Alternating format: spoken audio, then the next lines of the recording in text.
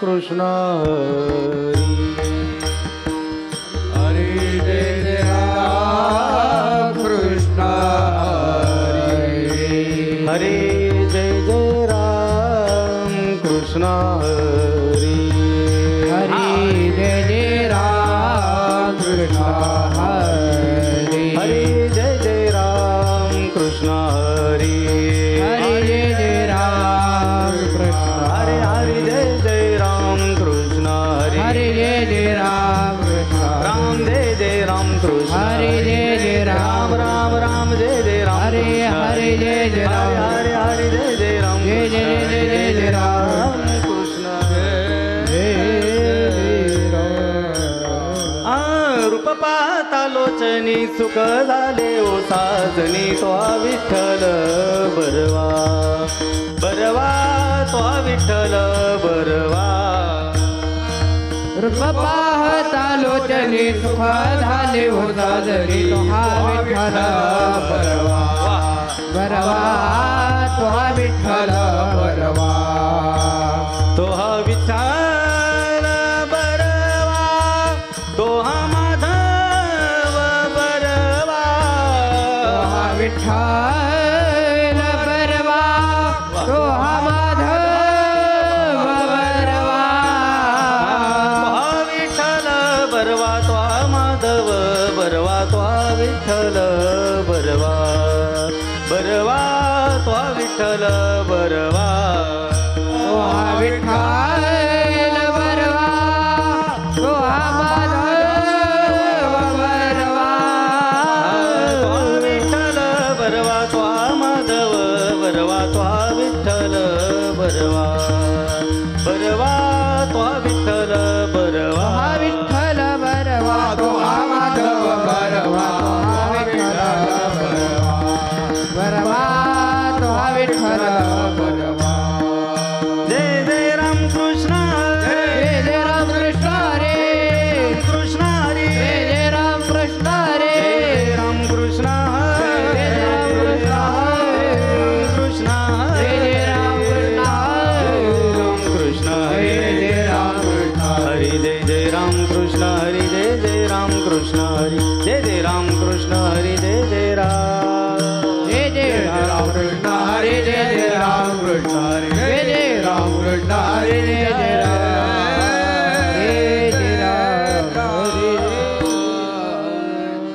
पट्टे ढाळू आम्ही विष्णुदास जगी पट्टे ढाळू आम्ही विष्णुदास जगी पट्टे ढाळू आम्ही विष्णुदास जगी पट्टे ढाळू आम्ही विष्णुदास जगी लागोने तू अंगी पाप पुण्य लावले जो अंगे पाप पुण्य लावले जो अंगे पाप पुण्य निर्भर अंतरी सदा सर्व काळ निर्भरांतरी सदा सर्व काळ अंतरी सदा सर्व काळ निर्भरांतरी सदा सर्व काळ सकळ भार देवे घेतला सकळ भार देवे घेतला सकळ भार देवे बळीवंत जेने रचिले सकळ बळीवंत जेने रचिले सकळ बळीवंत जेने रचिले सकळ बळीवंत जेने रचिले सकळ त्याचे बळ अंकितासी आमाच्याचे बळ अंकिताचे आमाच्याचे बळ अंकिताचे तुका म्हणे आम्ही देखतची नाही तुका म्हणे आम्ही देखतची नाही तुका म्हणे आम्ही देखतची नाही तुका म्हणे आम्ही देखतची नाही काही दुसरे ते देवाविना काही दुसरे ते देवाविना काही दुसरे ते निर्भरांतरी सदा सर्व काळ निर्भरांतरे सदा सर्व काळ निर्भरांतरी सदा सर्व काळ निर्भरांतरे सदा सर्व काळ सकळ भार देवे घेतला सकळ भार देवे घेतला सकळ भार देवे गोपार कुमाई गोपार खुमाई गोपार खुमाई गोपार खुमाई गोपार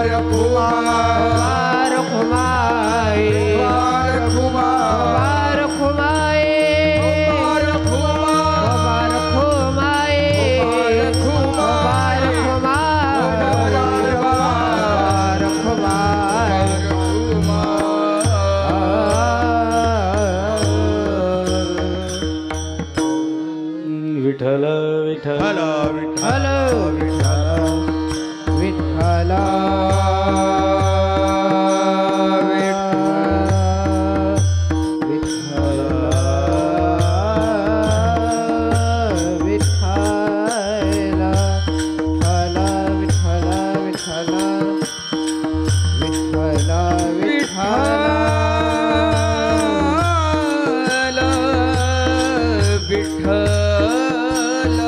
टाळी वाजवा, भजन करा माय बापांनो.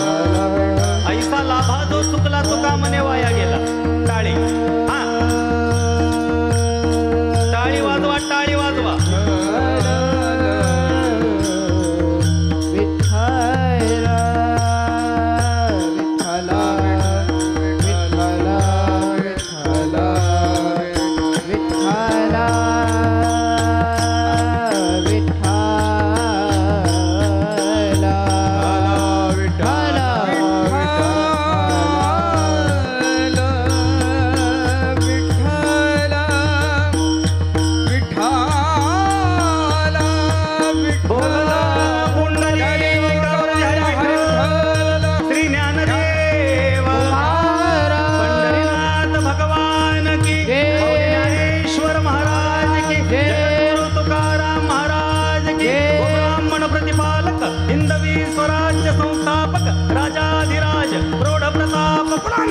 गजपती अश्वपती गणपती भूपती श्रीमंत श्री पुण्यश्लोक शिवाजी महाराज की संभाजी महाराज की.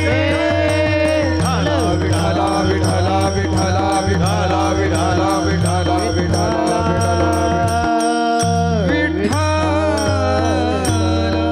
विठ्ठला पट्टे ढाळू आम्ही विष्णुदास जगे, लागू नेदू अंगी पाप पुण्य, निर्भर अंतरे सदा सर्व काळ, घेतला सकळ भार देवे.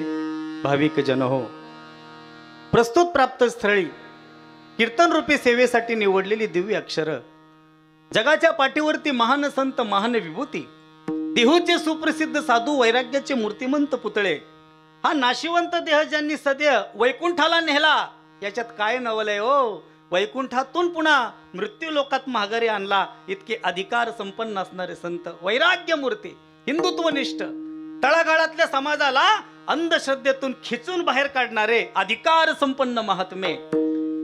वयाच्या 9व्या वर्षी शिवबा नावाच्या बाळाला वारकऱ्यांचा भगवा हातात देणारे, शिवबा हा भगवा हाती घ्या, वारकऱ्यांचा भगवा हाती घ्या, तुम्ही शस्त्र हाती घ्या, आम्ही शास्त्र हाती घेतो, आपण दोघेही मिळून या भारत भूमीवर हिंदवी स्वराज्य निर्माण करू, असे उपदेश करणारे छत्रपती शिवाजी महाराजांचे आध्यात्मिक गुरु जगद्गुरु तुकोबरायांचे या ठिकाणी शब्द आज कीर्तन रूपी सेवेसाठी निवडलेले आहे. विठ्ठल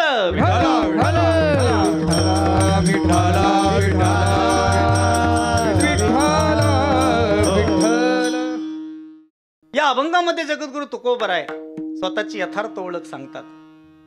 अभंगामध्ये प्रवेश करतानाच महत्वाचा आपण विचार करूयात, स्वतःची ओळख माणसाला आधी पाहिजे, हो की नाही.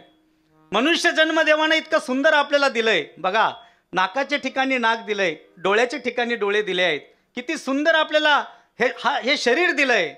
याच्यामध्ये काही गुण महत्वाचे भगवंतांनी आपल्याला दिलेले आहेत. पशु पक्षी काय पाप पुण्य जाणती, उत्तम मध्यम भोग भोगिते. या सगळ्यापेक्षा या जीवसृष्टीमध्ये भगवंतांनी आपल्याला काही वैशिष्ट्य दिलेले आहेत. त्या सगळ्या वैशिष्ट्यापैकी एक वैशिष्ट्य असं आहे, कधी तुम्ही आपल्या गोठ्यातल्या गाईला कधी भजन करताना पाहिलंय का? कधी आपल्या बैलांना तुम्ही कधी भजन करताना पाहिले का? नाही. मग हे भजन करण्याचं गुण, भगवंताची भक्ती करण्याचं गुण भगवंतांनी कोणाला दिलेलं आहे? आपल्याला दिलेलं आहे. आपण भगवंताच्या भक्तीमध्ये खऱ्या अर्थानं हा देह आपण घालवला पाहिजे, आपला काळ आपला वेळ आपण भगवंताच्या भक्तीत घालवला पाहिजे. हे कोणाला कळतं? ज्याला स्वतःची यथार्थ ओळख समजते, कळते, हे त्याला समजतं. आपण कोण आहोत? माझा प्रश्न इथं तयार होतो, आपण नेमके कोण आहोत? या अभंगाच्या पहिल्या चरणात तुकोबराय अभंगात प्रवेश करताना सांगतात आम्ही कोण आहोत. तर सुंदरसा शब्द आहे, आम्ही विष्णुदास जगी. म्हणजे आम्ही विष्णूचे दास. तुकोबराय इथं ठळठळीत सांगतात, इनडायरेक्टली आपल्याला त्या ठिकाणी ठणकावून सांगतात आम्ही विष्णूचे दास. आम्ही नेमकं काय करतो आहेत याचा विचार आपण या ठिकाणी करणार आहोत. आपण नेमके कोण आहोत? ए पासून झेड पर्यंत ज्यांनी डिग्र्या मिळवल्या त्यांना सुद्धा सांगता येत नाही आपण कोण आहे. फार फार तर एखाद्याला विचारा, बाबा तू कोण आहेस? तो म्हणतो मी डॉक्टर आहे, मी वकील आहे, मी इंजिनियर आहे, मी मृदुंगाचार्य आहे, मी गायनाचार्य आहे, मी हार्मोनियम वादक आहे. हे सगळ्या डिग्र्या पदव्या. मी म्हणतो तलाठी आहे, एक म्हणतो मी ग्रामपंचायत सदस्य आहे, एक म्हणतो मी जिल्हा परिषद सदस्य आहे, मी भावी नगरसेवक आहे, भावी सरपंच आहे, भावी आमदार आहे, भावी खासदार आहे. ह्या सगळ्या पदव्या नव्हत्या तेव्हाही तू होतास. तेव्हा तू कोण होता असा आपण जेव्हा प्रश्न करतो, मायबापांनो तो सांगतो. मग काय सांगतो? ह्या पदव्या संपल्यानंतर मनुष्य स्वतःचं नाव सांगतो. मी कोण आहे? माझं नाव रामभाऊ आहे, माझं नाव शांभाऊ आहे, मी दगडोबा आहे, मी यशोबा आहे. अरे हे नाव नव्हते तेव्हाही तू होतास. 9 महिने 9 दिवस जीव आईच्या गर्भात होता तेव्हा तो कोण होता? असा ज्यावेळेस आपण प्रश्न करतो, मायबापांनो ए पासून झेड पर्यंत ज्यांनी डिग्र्या मिळवला त्यांना सुद्धा सांगता येत नाही स्वतःची यथार्थ ओळख काय. 1400 वर्ष जगणारे चांगदेव बाबा, 14 वेळेस योगाच्या बळावर काळाला ज्यांनी परतून लावलं, एवढा अधिकार त्यांचा, त्यांना देखील कळालं नाही आपण कोण आहोत ते. हे कधी कळालं? छोट्याशा मुक्ताबाईला त्यांनी जेव्हा गुरु केलं तेव्हा स्वतःची यथार्थ ओळख कळाली आणि त्यांनी आपला अवतार कार्य संपवलाय. मला सांगायचं आहे, 1400 वर्ष जगणारे चांगदेव बाबांना कळालं नाही आपण कोण आहोत ते. एक छोट्याशा मुक्ताईला त्यांनी गुरु केल्यानंतर त्यांना कळालं आपण कोण आहोत. असे समाजात हल्ली भरपूर आहेत जे पार आता 70, 72, 75ला टेकलेत तरी त्यांना अजून कळालं नाही कोण आहेत. साधा प्रश्न विचारला तर सांगतात मी गावचा सरपंच होतो. हा प्रश्न जेव्हा येतो, मायबापांनो तुकोबरा यथार्थ ओळख स्वतःची सांगतात. अरे चांगदेव बाबांसारखे महान तपस्वी ते नुसते समाधीला बसले तर गावातली मेलेली माणसं त्यांच्या समोर आणून टाकायची आणि समाधीतून योगातून जागे झाले, त्यांच्या डोळ्यात इतकं तेज तयार व्हायचं की त्या तेजानं ती माणसं जिवंत व्हायची ना आपापल्या कामधंद्याला निघून जायची. हे निवृत्ती ज्ञानदेव सोपान मुक्ताबाई भावंड त्या ठिकाणी तीर्थयात्रेला चाललेली आहेत आणि छोट्याशा मुक्ताबाईंना विचारलं, दादा हा कोणता बाबा आहे? मग निवृत्ती ज्ञानोबांनी सांगितलं, मुक्ताई हे चांगदेव बाबा आहेत, काळे यांना घाबरतो. मग मुक्ताबाईने विचारलं, दादा मग यांनी अवतार असा का केलाय नेमका? महादेवासारखं भस्म लावलंय, गळ्यात सर्प आहे, वाघावर बसलेले आहेत, एवढे अधिकारी महात्मे, हो हे महान योगी आहेत मुक्ताई. असं मग ही मेलेली माणसं समोर का टाकली? मुक्ताई हे बाबा जेव्हा समाधीतून उठतील, नेत्र उघडतील, ही सगळी माणसं जिवंत होतील, एवढा अधिकार या महात्मेचा. असं दादा हे कधी समाधीतून उठतील? काय 2-4 महिन्यात का? त्यांच्या मनाचा खेळ आहे, ते उठले तर उठले, नाही तर बसले तसेच. असं मग तोपर्यंत 2 महिने 2.5 महिने हे प्रेताचं काय होईल दादा? दादा मी करू का रे जिवंत? छोटीशी मुक्ताबाई बघा किती अधिकार संपन्न असणार. त्या ठिकाणी ती माणसं माझ्या मुक्ताबाईंनी जिवंत केली. ती माणसं आपापल्या कामाला निघून गेली आणि ही भावंड गेली तीर्थयात्रेला निघून. त्याच्यानंतर चांगदेव बाबाची समाधी या ठिकाणी उघडली, नेत्र उघडले, समोर पाहिलं तर एकही माणूस नाही. आणि मग आपल्या शिष्याला विचारलं, का रे शिष्यांनो यावर्षी काय भारतात कोरोना आला नाही का? ते म्हणले कोरोना आता गेला, आम्ही हद्दपार केलं, कोरोना गेला आता. मग माणसं भरपूर माणसं मेली, मग समोर कशी काही नाही? नाही ते निवृत्ती ज्ञानदेव सोपान मुक्ताबाई ती 4 भावंड, ती सगळे जी धाकटी आहे त्या मुक्ताबाईंनी जिवंत केले. तळपायची आग मस्तकालाच गेले. 1400 वर्ष मी जगलो आहे आणि माझ्या पुढं एका छोट्याशा मुलीनं ही माणसं जिवंत करावी. आणि मग काही कळावं काही कळाना त्याला पत्र लिहायला बसला. बघा अधिकार संपन्न महात्मा आहे, मेलेली माणसं जिवंत करण्याचं सामर्थ्य ज्याच्या अंगी आहे त्याला पत्र लिहिता येईना. दंडवत घालावं तर आपल्यापेक्षा वयानं लहान आहे, दंडवत घालावं तर आपल्यापेक्षा वयाने लहान आहे आणि आशीर्वाद द्यावं तर आपल्यापेक्षा ज्ञानाने मोठे आहेत. काय करावं त्याला कळना. बराच वेळेस डोकं चालवलं आणि मग रिकामं पत्र तसं त्यांनी या ठिकाणी पाठवलं. छोटंसं पत्र माझ्या मुक्ताईच्या हातात आलं. ते पत्र मुक्ताबाईने हातात घेतलं आणि बघितलं तर कोरच मिळालं. आणि मग मुक्ताबाई म्हणतात, दादा 1400 वर्ष जगणाऱ्या महात्म्याला साधं पत्र लिहिता येऊ नये?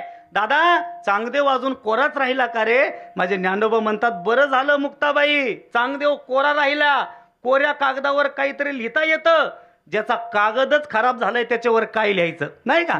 म्हणजे बरं झालं तो कोरा राहिला, काहीतरी लिहिता येतं. मग चांगदेव 65 नावाचा ग्रंथ तिथं जन्माला आला. माझ्या ज्ञानोबराईने स्वस्ती श्री वटेशू ज्ञानोबराईने त्याला उपदेश केला आणि त्या चांगदेव बाबांनी दर्शनाची इच्छा व्यक्त केली. माझ्या मुक्ताईला लोटांगण घातलं. त्या दिवशी ज्या दिवशी मुक्ताईला गुरु केला त्या दिवशी त्याला कळालं मी कोण आहे. त्या यथार्थ ओळख जीवाला स्वतःची असणं हा परमार्थ आहे. परमार्थात आता जेवढी माणसं संप्रदायाची संलग्न आहेत त्यांना स्वतःची यथार्थ ओळख कळते. गळ्यात तुळशीची माळ का घालावी, कपाळाला बुक्का का लावावा, आळंदी पंढरीची वारी का करावी, हा परमार्थ आहे. ज्याला हे कळतं त्याला स्वतःचं यथार्थ ज्ञान आहे. पण ज्याला हे कळत नाही, म्हणजे ढाब्यावर का जावं, कला केंद्रात का जावं, चित्रपटाच्या थिएटरमध्ये का जावं, हे ज्याला समजत नाही, हा तो संसार आहे. मग नासका संसार जीवानं करायचा का शुद्ध सात्विक परमार्थ जीवानं करायचा, हे सांगण्यासाठी तर आमचा वारकरी संप्रदाय आहे. विठ्ठल तळागाळामध्ये नासक्या विचाराला सुद्धा जिथं शुद्ध केलं जातं एवढा सात्विक संप्रदाय म्हणजे वारकरी संप्रदाय. आदिनाथ गुरु सकळ सिद्धांचा मच्छिंद्र तयाचा मुख्य शिष्य. मच्छिंद्राने बोध गोरक्षाशी केला, गोरक्ष ओळला गहिनी प्रीती, गहिनी प्रसादे निवृत्ती दातार आणि ज्ञानदेव सार चुजविले. ते ज्ञानोबराय स्वतःची यथार्थ ओळख असल्या कारणानं गुरु परंपरेच्या अभंगामध्ये म्हणतात मी काय करेन, मी सगळ्यांचा संसार सुखाचा करेन. समाजानं ज्याला त्रास दिला, खरं सांगू याचे पुढे जाऊन सांगतो, आपल्याला वाटतं आपला संसार रूपी गाथा तरला पाहिजे, याच्यासाठी आधी सावकारकीच्या वया इंद्रायणीचे डोहात फेकून द्याव्या लागतात, तेव्हा आपला गाथा तरुण निघतो. करा विचार. 400 एकर जमीन दान देऊन टाकली, स्वतःच्या लेकरांना उसाचे टिपर खायला चालवले आहेत, रस्त्यात दुसऱ्याच पोरांनी मागितली, अरे घरी आपली लेकरं उपाशी आहेत, आणि मग ते उसाची टिपर सुद्धा दुसऱ्याच्या पोरांना देऊन टाकले. काय अधिकार माझ्या तुकोबांचा असला. तुकाराम तुकाराम हा तुकाराम तुकाराम हा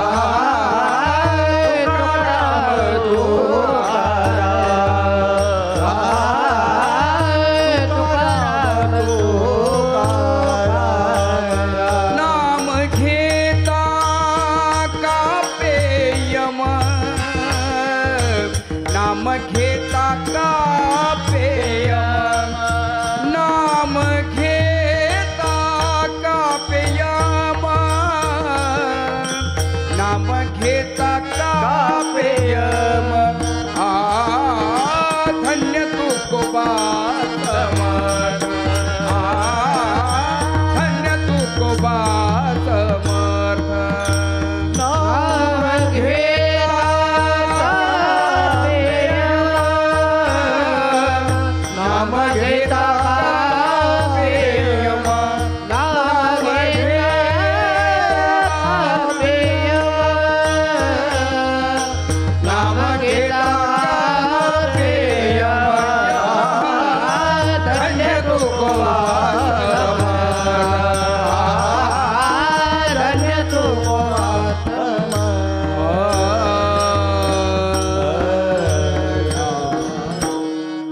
धन्य तुकोबा समर्थ, ज्याने केला हा पुरुषार्थ. पुरुषार्थ संपन्न जीवन या जगाच्या पाठीवर माझ्या तुकोबांचे. कशामुळं? तुकोबरा सांगतात, आम्ही वारकऱ्यांनी काय केले, आम्ही कोण आहोत, वीर विठ्ठलाचे गाडे कळी काळ पाया पडे. आम्ही विठ्ठलाचे वीर का, कारण आमच्याकडे भूषण आहे, नम्र झाला भूता तेने कोंडिले अनंता.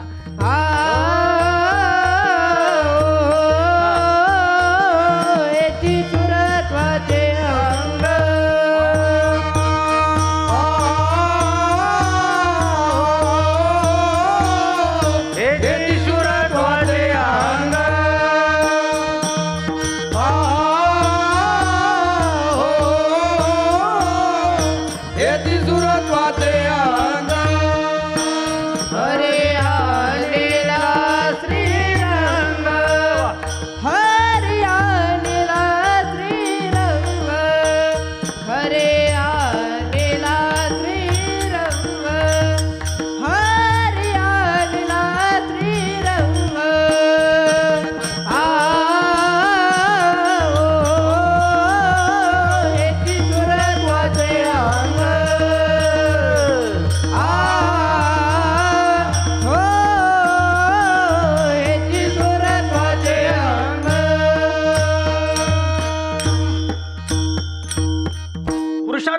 मित्रांनो तुकोबराय त्या ठिकाणी जगानं इतका त्रास दिला तरी देखील गाथेची निर्मिती जगासाठी केली. माझ्या ज्ञानोबाला जगाने इतका त्रास दिला तरी हरिपाठाच्या गुरु परंपरेच्या अभंगात ज्ञानोबा म्हणतात, मी काय करेन, सगळ्याचा संसार सुखाचा करेन.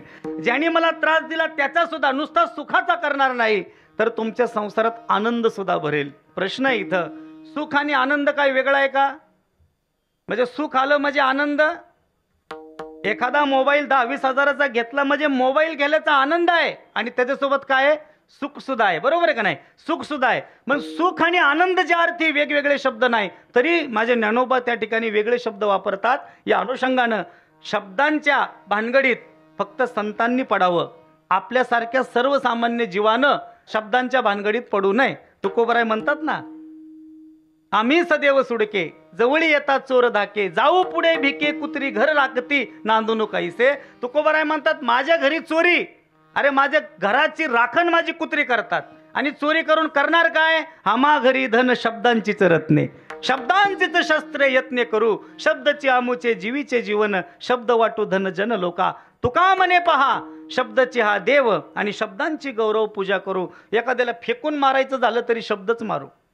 आमच्या देवाऱ्यात जाऊन पहा, आम्ही पूजा करायची झाली तरी शब्दांचीच करू आणि एखाद्याला भेट म्हणून आहेर म्हणून द्यायचं झालं तर आम्ही शब्दच देऊ. ते तुकोबराय आहे. मग तुकोबराय भंडारा डोंगरावर भजन करतायत, त्यांच्याकडे कसला टाळ हो, कसला टाळ त्यांच्याकडे. अरे सामर्थ्य माझ्या संतांच्या स्पर्शात इतकं आहे, वाजवायला टाळ नाही. 2 दगड उचलली, त्या दगडाच्या नादातून माझ्या तुकोबांनी भजन करायला सुरुवात केली. संतांचा स्पर्श झाला. परिहानं त्या चिखली गावात वैकुंठाला जाताना ती टाळ रूपी दगड पडली. अजूनही त्या टाळगाव चिखलीत जाऊन पहा, ते ज्या दगड वाजून माझ्या तुकोबांनी भजन केलंय त्या टाळाचं मंदिर त्या ठिकाणी चिखली गावात आहे. ज्या खांबाला टेकून माझ्या ज्ञानोबांनी ज्ञानेश्वरी सांगितली ते खांबाचं मंदिर नेवाशाला आहे. ज्या रेड्याच्या मस्तकावर स्पर्श केला ज्ञानदेव म्हणे बोले रे ऋग्वेद, ओंकार हा शब्द प्रणवाचा, आळ्या फाट्याला त्या रेड्याची समाधी आहे. ही संतांच्या स्पर्शाची ताकद आहे. जगानं इतका त्रास दिला तरी माझे संत त्यांना आशीर्वादच देत राहिले. किंबहुना ज्ञानेश्वरीच्या शेवटी माझ्या निवृत्ती दादाने विचारलं, काय पाहिजे ज्ञानोबा, काय इच्छा आहे? माझे ज्ञानोबा सांगतात, जे खळांची व्यंकटी सांडो तया सत्कर्मी रती वाढो. जे दुर्जन आहेत त्यांचा दुर्जनपणा जावं, त्यांच्या ठिकाणी सज्जनपणा यावा. दादा माझी फक्त एवढीच मागणी आहे. हे कशामुळे शक्य होतं? याला म्हणतात स्वतःची हिताची ओळख, स्वतःची यथार्थ ओळख. हे ज्याला कळते ते संत पदापर्यंत जातात आणि ज्याला हिताची ओळख कळत नाही ते जीव म्हणून राहतात, ते फाटक्या संसारात गुंतून राहतात. रामप्रभूंनी मारुतीला विचारलं, मारुती तू कोण आहे? आता मारुतीने प्रश्न केला, देवा नेमकं कोणत्या दृष्टीने मला विचारता मी कोण आहे? म्हणजे माझ्या या नाशवंत शरीरानं विचारता का माझ्या आत्मतत्वाने विचारता? देव म्हणले, मारुती बुद्धिमत्तां वरिष्ठम, तुला काय सांगायची गरज आहे का? सांग तू कोण आहेस? असं म्हणल्याबरोबर मारुतीराय म्हणते, देवा जर देहदृष्टीने विचारलं मी कोण आहे, माझी यथार्थ ओळख जर देवा तू विचारत असशील तर देहदृष्टीने तुझी चरणाची सेवा करणारा मी तुझा दास आहे. देहदृष्टया दासो अहम. आणि आत्मदृष्टीने जर विचारलं, देवा तूच गीतेमध्ये सांगितलं 15व्या अध्यायाच्या 7व्या क्रमांकाच्या श्लोकामध्ये, ममे वांशो जीवलोके जीवभूत सनातन मन षष्ठाणी इंद्रियाणी प्रकृती स्थानी करशती. देवा तूच सांगितलं की जीवसृष्टीत जेवढे जीव जन्माला आले आहे त्या प्रत्येकात माझा अंश आहे. मग देवा जर आत्मदृष्टीने विचारत असला तर तुझ्या देहातला आणि माझ्या देहातला आत्मा एकच आहे. याला म्हणतात स्वतःची यथार्थ ओळख. देवा अरे घटमाट रांजण वेगळे असतील, सगळ्यात माती मात्र एकच आहे.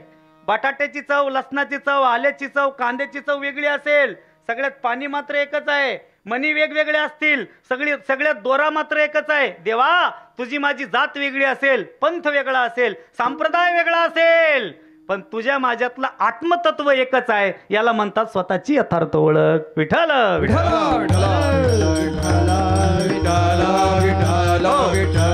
मुळात परमार्थ म्हणजे नेमका काय? साधी गोष्ट आहे. शहरातली लोक पहाटे उठतात आणि 10-20 किलोमीटर स्वतःचे पोट जिरवायला आणि वजन कमी करायला पळतात. आमचा वारकरी एकदाच भगवा झेंडा घेऊन बाहेर निघतो घरातून, 20 दिवस ऊन वारा वादळ पावसाची बघत नाही, दुर्लक्ष करतो. आणि त्याला ओढ असते पांडुरंगाच्या दर्शनाची, त्याला ओढ असते. आणि मग एकदा आमचा वारकरी भगवा घेऊन निघाला, महाराज वर्षभर आमचा वारकरी ठणठणीत. त्याला ब्लड प्रेशर नाही, त्याला पेशा कमी होत नाही, काय नाही, एकदम ठणठणीत आहे. हा आमचा शुद्ध परमार्थ आहे. मग संसार आणि परमार्थाची मुळात व्याख्या काय? माय बापांनो, आमच्या संतांनी सांगितलं जन्माला यायचं कशासाठी, आणि अनिच्छा प्रारब्ध, स्वइच्छा प्रारब्ध आणि परीच्छा प्रारब्ध आहे. परीच्छा प्रारब्ध म्हणजे दुसऱ्याच्या इच्छेनं जन्माला यावं लागतं. अनिच्छा प्रारब्ध इच्छा नसली देखील तरी जन्माला यावं लागतं. आणि स्वइच्छा प्रारब्ध स्वतःच्या इच्छेनं जन्माला येतात. स्वतःच्या इच्छेने जन्माला येतात ते संत असतात. जेव्हा त्यांना वाटेल उजळा वया आलो वाटा, खरा खोटा निवारा, आम्ही वैकुंठवासी आलो याच कारणाशी, बोलिले जे ऋषी साच भावे वर्तया, आम्ही वैकुंठातून मृत्यू लोकात आलो. कशासाठी? तर जड जीवांचा उद्धार करण्यासाठी. जड जीवा उद्धार केला मार्ग सुपंत दाविला. जडाचा आणि जीवांचा म्हणजे ज्याने चालविली जड भिंती, हरली चांग्याची भ्रांती.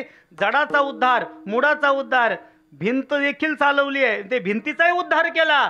आणि जड म्हणजे त्या रेड्याचाही उद्धार केला. संत स्वतःहून येतात, त्याला स्वइच्छा प्रारब्ध म्हणतात.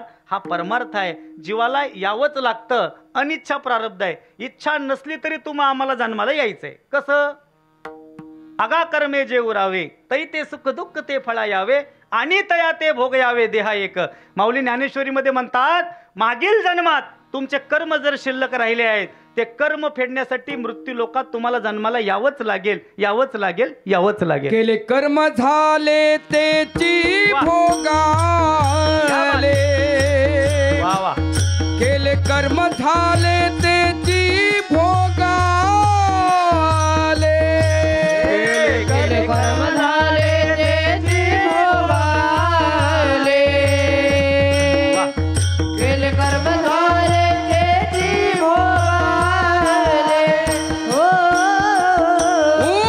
उपाजले मेले आईस किती, उपाजले मेले आईस किती, उपजले मेले आईस किती, उपजले आईस किती.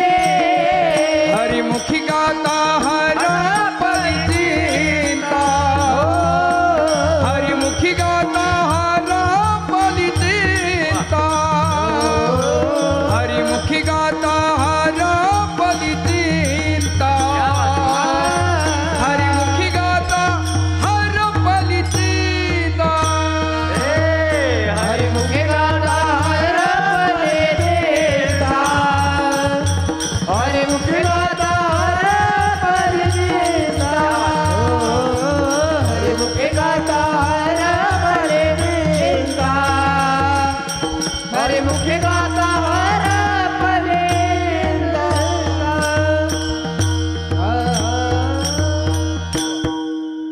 मागील जन्मात जर कर्म शिल्लक राहिले ते फेडण्यासाठी काय करावं लागतं? जन्माला यावंच लागतं, यावंच लागतं, यावंच लागतं. 40 वर्ष वारी केली तरी पोरग दारू पितय. परिणाम? हे मागील जन्माचं पाप फेडण्यासाठी मृत्यू लोकात तो जन्माला आलाय. साधा प्रश्न आहे. आणि इच्छा प्रारब्ध आहे. इच्छा नसली तरी जीवाला जन्माला यावं लागतं आणि मागील जन्मात शिल्लक राहिलेले कर्म ते फेडावे लागतात. अनिच्छा प्रारब्ध, स्वइच्छा प्रारब्ध आणि परीच्छा प्रारब्ध. आता परीच्छा प्रारब्धाचा विचार केला त्याच्यात आपलं भगवंत येतोय. देवाला दुसऱ्याच्या इच्छेनं जन्माला यावं लागतं. तुम्ही म्हणाल कसं काय? अरे खांबावरील लात मारिली स्तंभी प्रगटले नारायणा, या खांबात तुझा देव आहे का? हो आहे ना देव. विठ्ठल जळी स्थळी भरला, रीता ठाव नाही उरला, आजी मी दृष्टीने पाहिला, विठ्ठलचे विठ्ठल. सगळ्याकडे माझा देव आहे. आणि मग भक्ताच्या रक्षणासाठी, आपल्या भक्ताचं सत्वाचं रक्षण करण्यासाठी धर्म रक्षावया धर्म रक्षावया अवतार घेसी, धर्म रक्षावया अवतार घेसी, धर्म रक्षावया अवतार घेसी, धर्म रक्षावया अवतार घेसी. आपुल्यास वेसी भक्ता जना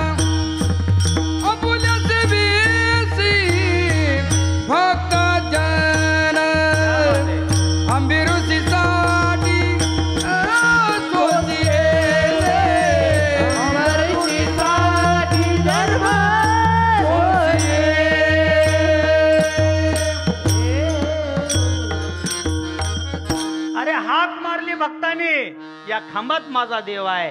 भक्त एकदा म्हणला इथं माझा देव आहे, परिणाम त्याच खांबातून माझा भगवंत प्रकट झाला. देवाला यावं लागतं, देवाला आणावं लागतं. अरे पुंडलिकाने आई बापाची सेवा केली, परिणाम 28 युग झाले अजून माझा देव विटेवरती उभा आहे, कमरेवर हात ठेवून अजूनही सर्वसामान्य भक्तांना दर्शन देतोय माझा देव. देवाला आणावं लागतं. देवाला आणलं, पुंडलिकाने देवाला आणलं, आई बापाची सेवा करून आणलं, देव येतो. आता समोर इतकी लोक माझे बसलेले आहेत. माझा प्रश्न आहे, खरं सांगा तुमच्या घरात किती देव आहेत? तसा विचार केला तर 5-50 देव प्रत्येकाच्या घरात असतीलच आणि असतात, काही विषय नाही. ही सगळी देव तुमच्या देवाऱ्या स्वतःहून चलत आली का तुम्ही आणली? देवाला आणावं लागतं. मग देव कसा घरात येतो आपल्या? जत्रेला गेली की देव घरात, यात्रेला गेली की देव घरात, वारीला गेली की देव घरात. आता 50-50 देव आपल्या घरात आहे आणि देवाची देवपूजा करायला आपल्याकडे सध्या वेळ शिल्लक राहिलेला नाही. ज्यानं आपल्याला हे सगळं दिलंय, जीव त्याला विसरतो, परिणाम दुःख त्याच्या वाट्याला येतं. माझे साधू संत अहोरात्र फक्त त्याच देवाला आठवतात, म्हणून तर आज त्यांचे पुण्यस्मरण सोहळे आहेत. आमचं वर्ष श्राद्ध नाही, आम्ही देवाला विसरतो. ज्यानं हे सगळं दिलं, अरे जबी दंत नाही ते तबी दूध दिया, अभि दंत दिये तो अन्न ना दे. या जीवाला बघा, तुम्ही विचार करा. एवढ्या महिला मंडळ तुम्हाला विचारतो, गर्भामध्ये 9 महिने 9 दिवस जीव असतो, सगळं असतं बघा. त्याचे हात पाय ते पूर्ण शरीर, त्याचे पूर्ण अवयव तयार झालेले असतात. एक गोष्ट तयार नसते, ती म्हणजे काय? त्याचे दात. आता देवाने काय सगळं दिलंय म्हणल्यावर दात बी दिले असते का नाही आईच्या गर्भात? देवाला माहिती आहे की आत्ताची येणारी पिढी किंवा भविष्यात आई बापाला लाता खालून काढणारी पोरं जन्माला आली. हे आतमध्ये सुद्धा इतकी नाशकी पोरं आहेत, आईचं आतड्या आतून तुडवायला बसलेत, कुरतडायला बसलेत. म्हणून दात आईच्या गर्भात नाही. दात कुठे आहेत? जन्माला आल्यावर. दात जन्माला आल्यावर येतात आणि मरायच्या आधी जातात. कबीरदासजी म्हणतात, जबी दंत नाही ते तबी दूध दिया. देवाला किती काळजी आपली. जबी दंत नाही थे तबी दूध दिया, म्हणजे दात नव्हते तेव्हा आईच्या गर्भात दूध देणारा कोण आहे? तो देव आहे. बाळा दुधा कोण करीती उत्पत्ती, चालावे श्रीपती सवे दोने. जेव्हा दात नव्हते तेव्हा दूध प्यायला दिलं. अरे आता तर देवानी 32 दिली ना, तुला खायला देणार नाही का? नको खेद करू कोण त्या गोष्टीचा, पती लक्ष्मीचा जाण तसे. सगळे जीवांचा सांभाळ करणारा जगाच्या पाठीवर कोण आहे? तो लक्ष्मीचा पती आहे. तो काय करतो आहे? सुंदर ते ध्यान उभे विटेवरी कर. अरे तो किती सुंदर आहे, राजस कुमार मदनाचा पुतळा. राजस सुकुमार मदनाचा पुतळा, राजस सुकुमार मदनाचा पुतळा, राजस सुकुमार मदनाचा पुतळा, राजस कुमार मदनाचा पुतळा. रविशची कळा लोपलिया, राजस सुकुमार मदनाचा पुतळा, राजस सुकुमार मदनाचा पुतळा. तो देव काय करतोय? त्या देवाला आणावं लागतंय.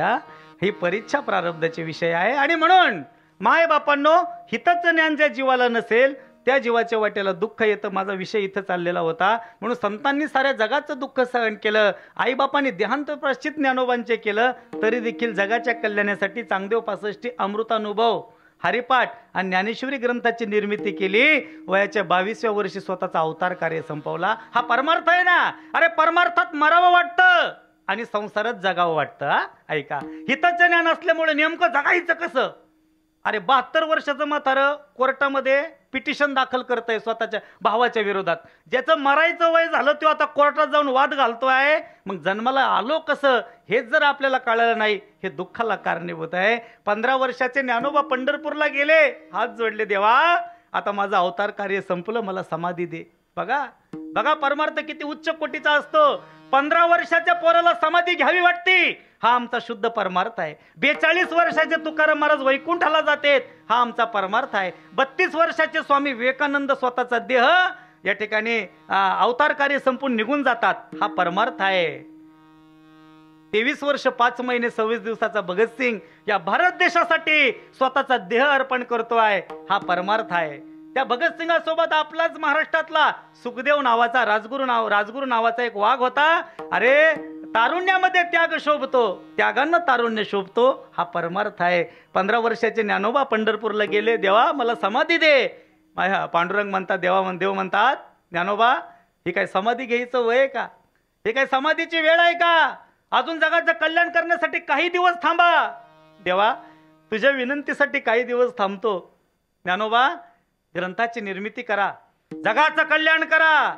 आणि ज्ञानोबा सारखे तुकोबा सारखे संत होते, याचं अस्तित्व म्हणून ज्ञानेश्वरी चांगदेव 65 अमृतानुभव हरिपाठ ग्रंथाची निर्मिती करा आणि मग अवतार कार्य संपवा. पण तुमच्या अवतार समाधीची जागा ही नाही, तुमच्या समाधीची जागा ठरलेली आहे. ज्या भूमीत इंद्रानं तपस्या करावी, ज्या सिद्धेश्वराच्या प्रांगणामध्ये स्वर्ण पिंपळाच्या सावलीमध्ये तुम्हाला समाधीस्थ व्हायचं आहे. यात्रे अलंकापुरा येती ती आवडती विठ्ठला, पांडुरंग प्रसन्नपणे दिदले पनया ज्ञाना भूवैकुंठ पंढरपूर त्याहुनी थोर महिमा या. अरे पंढरपूर जर वैकुंठ असेल, या भूतलावरचं पंढरपूर वैकुंठ असेल, तर त्या पंढरपूरपेक्षा हजारो कोटीनं जिथं पुण्य जास्त आहे त्या अलंकापुरी नगरीमध्ये तुम्ही समाधीस्थ व्हा. बघा माझा प्रश्न आहे, किती हिताचं ज्ञान असलं पाहिजे माझ्या संतांना. 15 वर्षाचे ज्ञानोबा समाधीला समोरे जात आहेत आणि आपण काय करतोय? परमार्थात मरावं वाटतं आणि संसारात जगावं वाटतं. कसं जगावं वाटतंय? हे गावच्या चावडीवर, आता गावच्या चावडीवर म्हातारे बसलेले असतात पा, फेटेवाले, ते दोरीनं बांधलेले त्यांचे गॉगल. आत्ता तरी CCTVचा जमाना आहे. पूर्वी होता का CCTV जमाना? पूर्वी काय असे काय सोशल मीडियाचे माध्यम होते का? नाही. हे चावडीवर बसलेले 2-4 म्हातारे माझ्या गावातला फुल CCTV. कुणाचे काय चाललंय आणि कुणाचं काय लचांड आहे हे फक्त यांना विचारा, तंतोतंत सांगणार. इथं तुम्हाला मेसेजची गरज नाही, न्यूजपेपरची गरज नाही, काही नाही. हे 70 आणि 72 वालं गावच्या चावडीवर बसलेलं आहे. माझा प्रश्न कुठं चाललाय बघा, हिताचं ज्ञान आणि संसारात जगावं वाटतं, परमार्थात मरावं वाटतं. ऐका, आता ते दोघांच्या गप्पा चालल्यात आणि तेवढ्यामध्ये ते कुत्रं विवळलं. कुत्रं माहिती आहे का? कुत्रं विवळतं.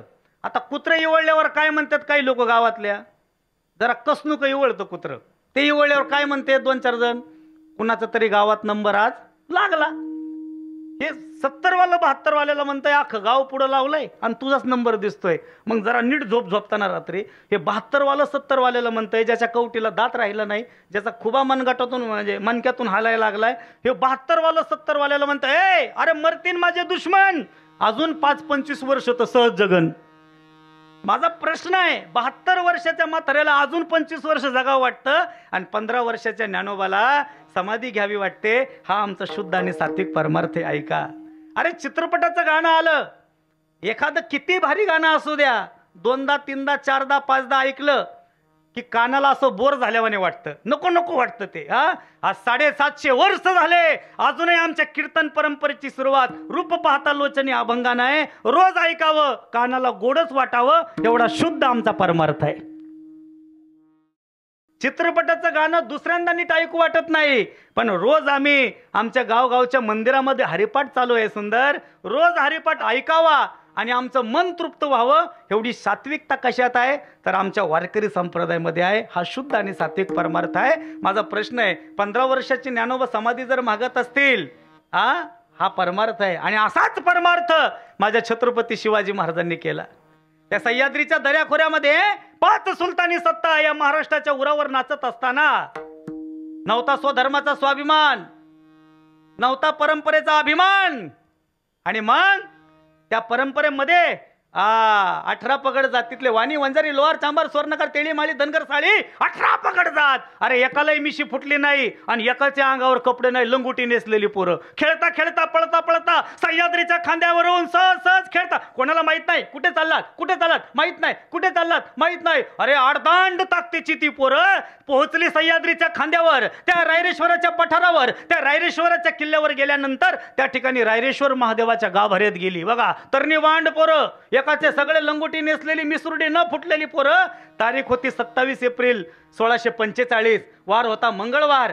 त्या गाभाऱ्यात पोहोचली आणि एका 15 वर्षाच्या पोराचा परमार्थ सांगतोय ऐका. अरे नंग्या तलवारीच्या पात्यावर स्वतःचा अंगठा घासला आणि रक्ताची चिळकांडी रायरेश्वर महादेवाच्या मस्तकावर धरली आणि विचारलं काका पुन्हा विचार करा, या 5 सुलतानी सत्तेविरुद्ध आपल्याला संघर्ष करायचा आहे. काका म्हणतात राजे, अरे शेळी मेंढी म्हणून जीवन जगणं आता आम्हाला मान्य नाही. इथून पुढे जीवन जगू तर वाघाचं जीवन जगू. हर हर महादेव अशी गर्जना झाली आणि मल्हारी मार्तंडाचा भंडारा त्या सह्याद्रीच्या दऱ्याखोऱ्यामध्ये उधळला गेला.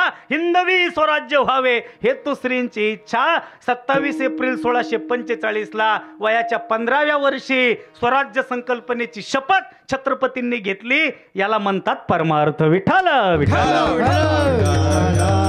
हो, अरे 15 वर्षाचे छत्रपती शिवराय हिंदवी स्वराज्याची शपथ घेतात आणि ज्ञानोबा स्वतःला समाधी मागतात. याला म्हणतात स्वतःचं यथार्थ हिताची ओळख. मग माझा प्रश्न आहे, आपल्याला स्वतःची ओळख कळते का? आपलं 15 वर्षाचं काय करतंय? अरे वस्तुस्थिती सांगून जातो. आपलं 15 वर्षाचं बापाला 15,000चा मोबाईल मागते. ते पोरगं काय त्या मोबाईलमध्ये काय हरिपाठ वाचणार आहे का? त्या ज्ञानेश्वरी गाथा वाचणार आहे का? ते काय करताय? अरे तिथून तर खरा व्याभिचाराला सुरुवात करतोय. संस्कारहीन आपली पिढी होती आहे. मग हे हिताचं ज्ञान कळण्याकरिता वारकरी संप्रदाय गावोगावी हरिपाठ, गावोगावी कीर्तनाचं आयोजन झालं पाहिजे. हेची विष्णूची महापूजा. अनुभव नव्हे तुझा विठ्ठल विठ्ठल विठ्ठल विठ्ठल विठ्ठल.